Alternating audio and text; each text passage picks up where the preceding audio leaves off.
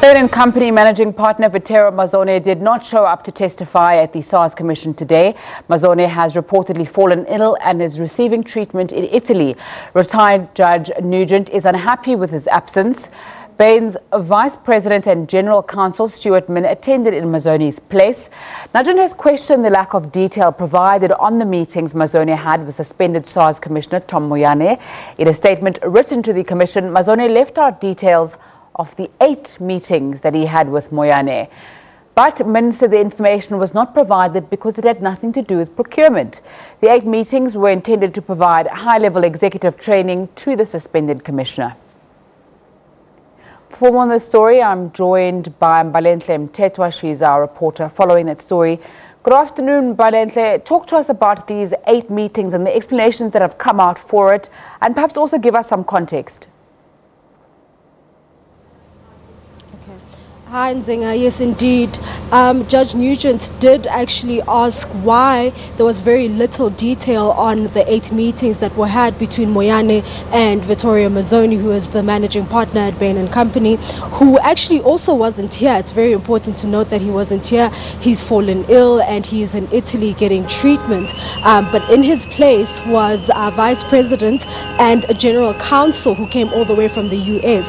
And he couldn't really answer many of the questions because he is based in the US, and also at the same time he had no knowledge of the SARS contract or the SARS what happened at SARS or the SARS agreement or whatsoever, so he couldn't answer any of the questions. But going back to your question about the 8 meetings, what had come through during the commission is that the 8 meetings did happen, and during the 8 meetings it is alleged that Mazzone was actually giving Moyane some high-level training, because at the time he had expressed ambitions for the top SARS position at the time, and at the time Mazzone was giving him training for that position. And it's emerged during the commission that during these meetings Mazzone did suggest an operational restructure of SARS, and he called this, at the time it was called a profound strategy refresh, and this was supposed to be based on external observations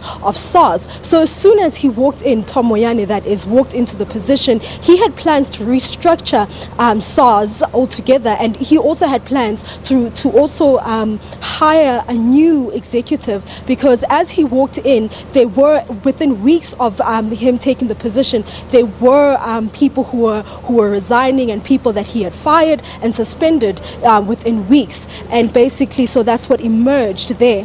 But another thing that emerged is that after the second session, during the second session, basically what happened was the evidence leader, Advocate Steinberg, brought our attention to a presentation slide that was actually presented to Moyane. And in the presentation slide is an organogram with people, with bodies rather, with no names, with little bodies, which are flagged basically, which some of them are red and some of them are yellow and some of them are grey. And why this is important is because the yellow signified people to watch out for, people who are going to work against the new structure and the new changes that were coming about at SARS. And the red signified people who are going to be neutralized, who had to be neutralized, and who had to be neutralized for the new procedure to continue. So that's what happened within the first session, Nzinga.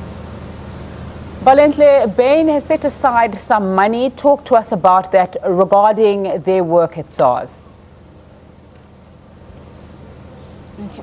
So, Nzinga, what's happened over the past few months and the past year is that we've seen consulting firms pay back the money that they did at SOEs, basically following the state capture allegations and so on. We've seen one of the companies who paid back money to Eskom was McKinsey. But in this instance, Bain Company has set aside the 164 million rand it got for services rendered at SARS. However, it hasn't decided on what it's going to do with the money. It says that it was waiting for an outcome from the commission to decide on what to do with the money, whether they'll be paying it back to SARS or if they'll be using it for something else. Mbalenhle Mthethwa giving us an update from that SARS inquiry, following that story and continuing to bring us updates as the afternoon goes on.